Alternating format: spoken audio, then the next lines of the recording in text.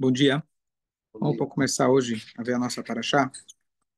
Essa paraxá tem o discurso mais comprido de toda a Torá. É um monólogo extremamente comprido. Qual que é esse monólogo?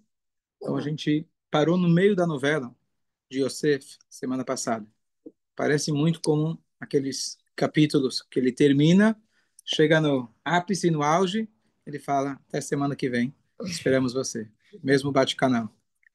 Porque a Torá para no meio do momento quando trouxeram de volta Binyamin com os irmãos, acusando Binyamin que ele tinha roubado aquele cálice, aquela taça que o Yosef supostamente usava para enxergar as coisas, etc. Então, só recapitulando, os filhos de Jacob tinham ido para o Egito inicialmente para comprar comida. Quando eles chegam lá, foram acusados de serem espiões por Yosef. Yosef ele prende o irmão chamado Shimon. Aí eles voltam para casa, tinham que trazer de volta o Binyamin, o filho pequeno. O pai se recusa, até que eles são obrigados aí, precisam comprar comida, e eles levam junto o Binyamin.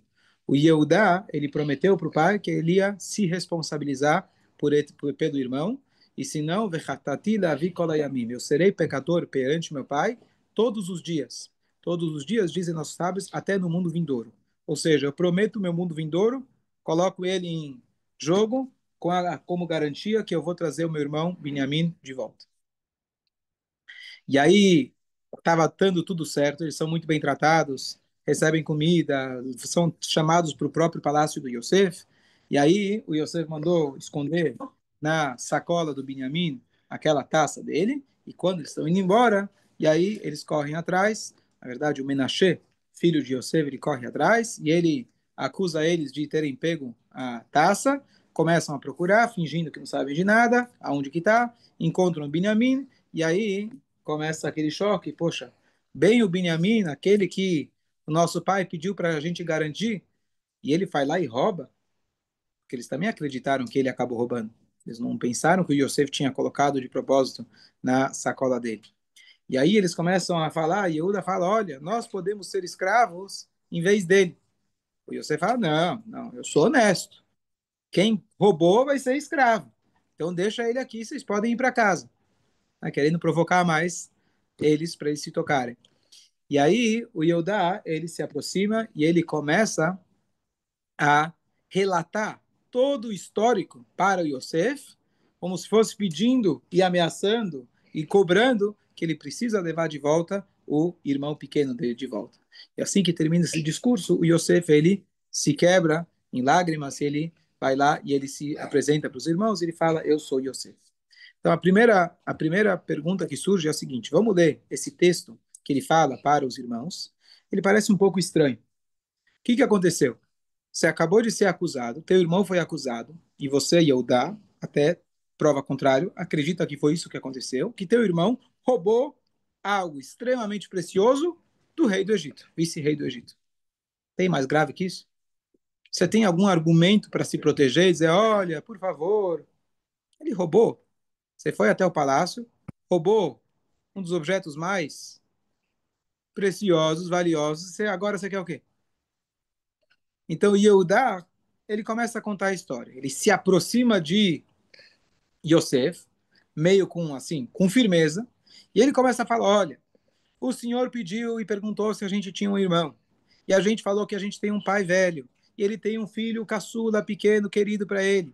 O irmão dele morreu. Quem morreu? Ninguém. O José, teoricamente, morreu. Por que eles falaram que morreu? Porque se eles dissessem que ele estava vivo, ele ia dizer, bom, traz ele também. Aí eles não iam ter como trazer o Yosef.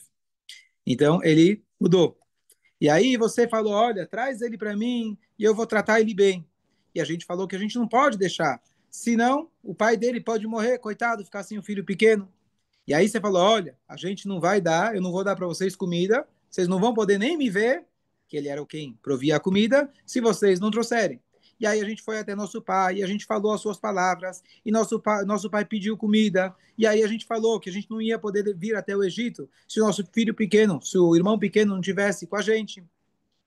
Aí ele falou, bom, vocês sabem que eu só tive dois filhos. Um foi devorado, degolado, ele foi tarof, ele foi conforme eles mostraram para o pai, aquela túnica vermelha, ele foi devorado por um animal.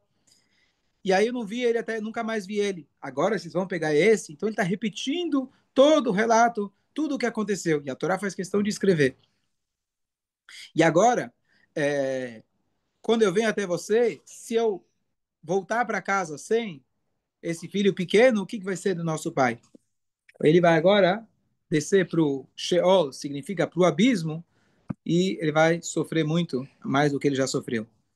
Então, concluindo tudo, eu fico em vez dele. Por favor, aceita a minha proposta, eu vou ficar aqui em vez dele, sou mais forte, Yehudá de fato era comparado com um leão, pai ancestral da vida Melech, da dinastia real, então todas as qualidades que você precisa, eu tenho melhores qualidades do que ele. Deixa eu ficar. Como eu vou voltar para o meu pai? Como eu vou encarar o meu pai sem o filho pequeno? E aí nessa hora o Yosef ele se derrete. Finalmente, né? Baruch Hashem, estava esperando, Abraão. Por que Yosef teve que fazer todo esse teatro? Muito boa pergunta. Por que Yosef precisou fazer todo esse teatro? Bezrat Hashem, sábado à tarde, vou dar um shiur explicando isso. Estou fazendo igual a Torá faz. Ela para no meio da história, você quer o final, você precisa. Mas é uma pergunta muito forte, muito interessante, que parece vingança. Parece uma certa vingança. Por outro lado, nós sábios louvam o Yosef que ele pagou o bem por alguém que fez mal para ele.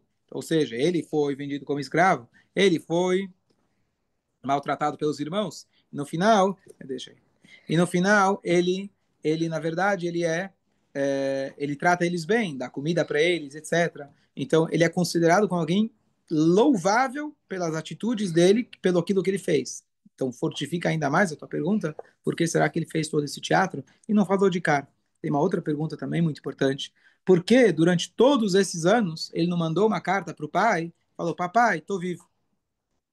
Talvez enquanto ele estava como escravo, talvez ele não tinha essa chance.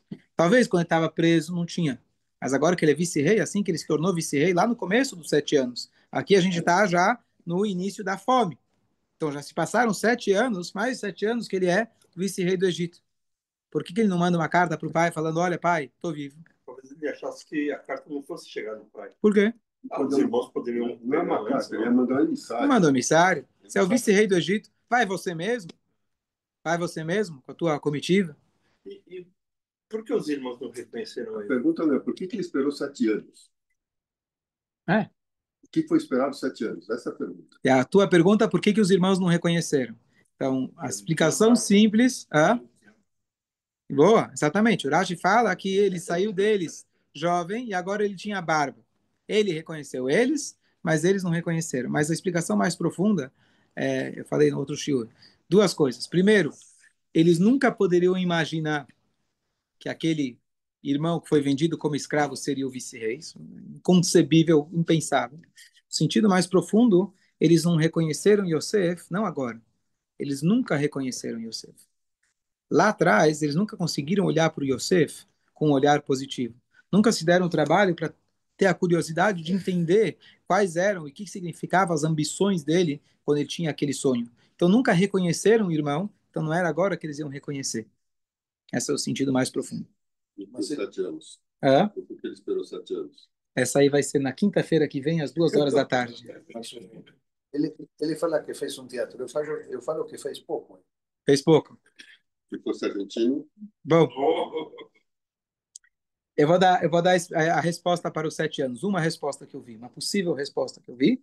Com certeza tem outras respostas. O Yosef, na visão dele, o pai dele falou: vai ver seus irmãos, vai lá encontrar com eles. O pai sabia que os irmãos odiavam ele. O pai sabia. E mandou ele se encontrar com os irmãos. Yosef não sabe se o pai fez parte daquele plano. Talvez o pai fez parte daquele plano. Quem diria isso de Jacob vindo? Mas ele, até prova o contrário, o pai dele mandou se encontrar com os irmãos. Ele não voltou mais para casa. A gente, desse lado da história, sabe que o pai estava sofrendo, que estava chorando, etc. A gente não sabe se ele realmente tinha essa esperança do pai, que o pai amava ele e iria sofrer por ele. Essa é uma possível explicação. Então, chegou, estava no Egito, ele não mandou a carta para o pai. Coisa curiosa é que assim que ele se apresenta para os irmãos, ele não conseguia aguentar. Primeira coisa que ele fala, o nosso pai está vivo? Essa é a primeira pergunta que ele faz. Ao Davi Hai, e aí a pergunta é o seguinte, como assim? A gente acabou de contar a história que a gente precisa levar de volta o filho, porque senão o pai vai sofrer. Já falei que ele está vivo. A pergunta dele, se o pai está vivo, não era uma pergunta, era uma retórica, na verdade. Quando você, ainda meu pai está vivo? Com tudo isso que ele passou, como que ele conseguiu sobreviver 22 anos com a minha ausência, achando que eu estava morto? Raó, Davi, Rai, será que ele estava vivo? Não estava esperando uma resposta deles. Ele estava perguntando. Então aí a pergunta é maior ainda. Peraí, se você está tão preocupado com teu pai, por que será que você não contou antes? Mas ele só descobriu isso do pai, certeza, confirmou que o pai realmente estava preocupado, quando os irmãos chegam e falam, olha, a gente precisa devolver ele, porque nosso pai está sofrendo pelo outro, certo? Aí ele entendeu que o pai não tinha, que o pai realmente estava sofrendo e o pai foi enganado. O pai não tinha sido o caso Shalom malvado com ele. Essa é uma interpretação que eu ouvi, mas acredito que tenha outras interpretações. Sábado à tarde. Não sabia na quinta que vem? Pode ser no sábado à tarde vem também. Não, Ok. tô liberado. Amanhã eu tô liberado. Às 2 da tarde está liberado. Ok. Então não vai ter Então, só um comentário bonito sobre essa passagem. Tá. Para mim parece toda uma embromação. Ele começa a contar para ele que o pai está sofrendo e que os outros vão sofrer e que é o irmão pequeno. E daí? E daí? Você tem que ser um advogado. Você tem que ser um promotor. Você tem que dar argumentos mais válidos. Ah, coitadinho dele, ah, coitadinho dele. Sabe que na lei não adianta você falar, ah, não sabia. Isso não existe. Ah, não sabia. Não sabia. Não sabia, problema teu, você tem que estudar. Então você vai falar, não, mas coitado, o pai dele. Você acha que algum juiz vai ter clemência por isso? E aqui não é nem um julgamento, aqui é o vice-rei. O vice-rei corta a cabeça de quem ele quer. Não tem clemência. Então, qual que é a ideia de todo esse discurso? Então, tem várias explicações sobre esse discurso, mas uma das interpretações é a seguinte: como você faz para você convencer uma outra pessoa? Quais são os truques de marketing que se faz para você convencer uma outra pessoa? É algo muito estudado. Não estou falando marketing para o cara comprar o terno da tua loja. Para você realmente fazer a pessoa mudar de opinião. O que você precisa fazer? Então, você precisa, a primeira coisa, antes de pensar em como convencer ele, você precisa estar convencido. Para você conseguir fazer com que alguém mude de ideia, você tem que estar muito convicto daquilo que você está falando. E não é da boca para fora. A gente sabe que tem políticos que, quando muda o governo, eles mudam de time também, porque eles estão lá falando da boca para fora, não é o que eles acreditam. Eles querem só. Mas se você realmente quer fazer uma pessoa mudar a visão dele, a forma de enxergar, você tem que, primeiro, você mesmo acreditar naquilo. A primeira explicação, quando o Yehudá está falando, ele não está falando para o Yosef. Ele está revisando ele mesmo tudo o que aconteceu e fortificando a decisão dele do compromisso que ele teve com o pai. Ele poderia, nessa hora, falar, Binyamin, lamento, você roubou? Fica aí. Volta para casa, fala, olha, pai, lamento muito, a gente se esforçou, mas o que eu posso fazer que você deu uma má educação para o teu filho? É ladrão. O cara roubou, o que você quer de mim? Não foi para isso que eu me comprometi. Ele poderia agir dessa forma. E ainda mais que ele era o filho da mãe que era a mãe concorrente da mãe dele. Tinha de tudo para deixar o irmãozinho lá. Então, primeiro, ele mesmo se fortificou. Ele mesmo voltou toda a história, se colocou no lugar do pai, pensou como o pai devia estar sofrendo, como iria ser a consequência disso. Então, ele volta toda a história para ele mesmo, não para convencer o outro. Esse é o primeiro ponto. O segundo ponto, quando você quer fazer com que uma pessoa ela mude a maneira dela ver, você tem que conseguir convidar ela para enxergar as coisas como você enxerga. Você tem que permitir e causar uma situação que o outro se coloque no teu lugar. É muito fácil a gente julgar os outros. E a gente vê de forma diferente. Eu estou de fora. Se a pessoa consegue, com o discurso dela, me emocionar a ponto de eu conseguir enxergar as coisas do jeito dela, tem mais chance de eu ter um pouco mais de clemência. Então, toda essa história que ele está voltando, ele não queria ser um promotor, falar mentiras e falar... Ele queria realmente fazer com que o Yosef ele se tocasse. E olha que curioso, deu certo.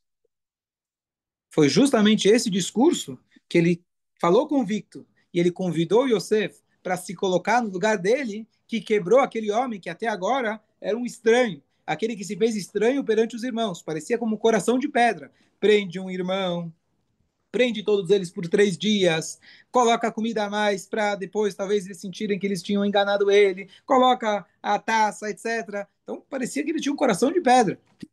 Não ia perdoar os irmãos. Parecia, pelo menos essa era a impressão.